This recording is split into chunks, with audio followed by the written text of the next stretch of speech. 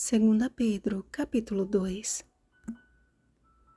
Assim como no meio do povo surgiram falsos profetas, assim também haverá entre vós falsos mestres, os quais introduzirão dissimuladamente heresias destruidoras, até ao ponto de renegarem o soberano Senhor que os resgatou, trazendo sobre si mesmos repentina destruição. Versículo 1. Após o Pentecostes, a pregação do Evangelho se espalhou dentre todas as nações, e a Igreja Apostólica crescia cada vez mais em número. Como na parábola proferida por Jesus, o inimigo também semearia o joio entre o trigo, na tentativa de destruir a Igreja de Cristo. Falsas doutrinas e teorias humanas foram acrescentadas e a pura verdade rejeitada pelo desejo e ambição de muitos que se autoproclamavam representantes de Deus. A pureza do Evangelho do Reino e o conhecimento de Cristo foram trocados pela ostentação e ignorância destes falsos mestres que iludiam o povo com discursos aparentemente piedosos. Antes de sua morte, Pedro e Judas, um dos irmãos de Jesus, foram inspirados a advertir os cristãos sinceros quanto a este terrível engano, apontando para relatos do Antigo Testamento e os terríveis resultados de se apartar do Santo Mandamento. Diante dos enganos espalhados pela Igreja Romana, o reformador inglês Tyndale ergueu a palavra da verdade com coragem e ousadia, esforçando-se por traduzir a Bíblia em sua língua materna e espalhar as boas novas da salvação em Cristo entre os seus compatriotas. Tyndale, como os demais reformadores, encontrou severa oposição. Certa vez, um ilustre doutor católico lhe disse: "Seríamos melhores estando sem as leis de Deus do que sem as do Papa."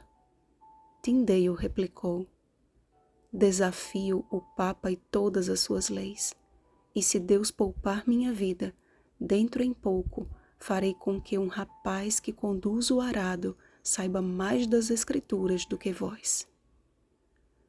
O Grande Conflito, página 244.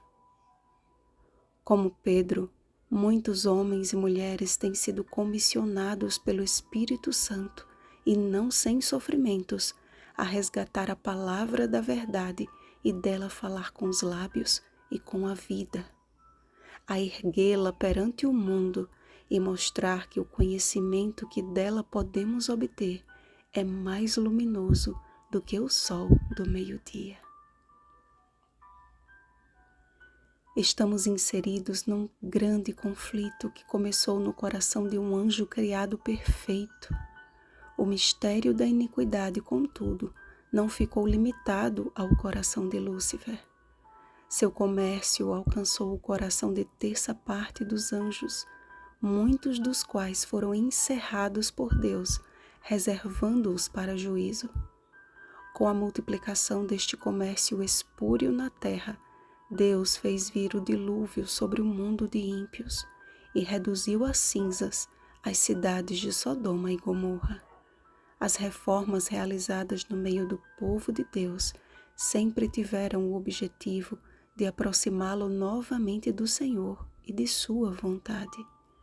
O ministério terrestre de Cristo e sua vida em perfeita harmonia com a palavra de Deus revolucionaram a religião formal da época e até hoje é o nosso modelo de reforma, aquele cuja palavra é a ferramenta principal, como sustentou Ellen G. White.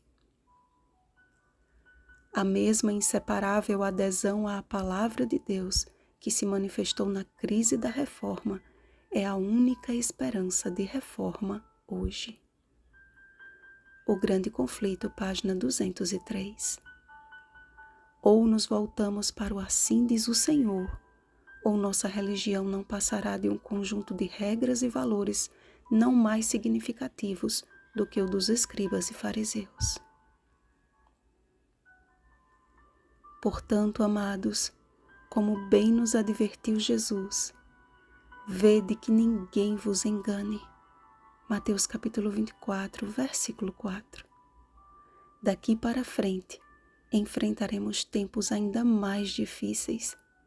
Digo isso não com sensacionalismo, mas com o entendimento dado pela autoridade inconfundível das Escrituras, que tão claramente nos apontam os sinais do fim e as credenciais daquele que prometeu: eis que venho sem demora. Apocalipse capítulo 22, versículo 7. É a intimidade com a Bíblia que nos protegerá dos últimos enganos dentro e fora da igreja. Apegue-se à palavra de Deus. Leia e estude como o aluno aplicado que não fica satisfeito até obter do professor todo o conhecimento possível. Uma coisa eu lhe garanto: você não vai se decepcionar. Vigiemos e oremos. Bom dia, reformados pela palavra. Rosana Garcia Barros.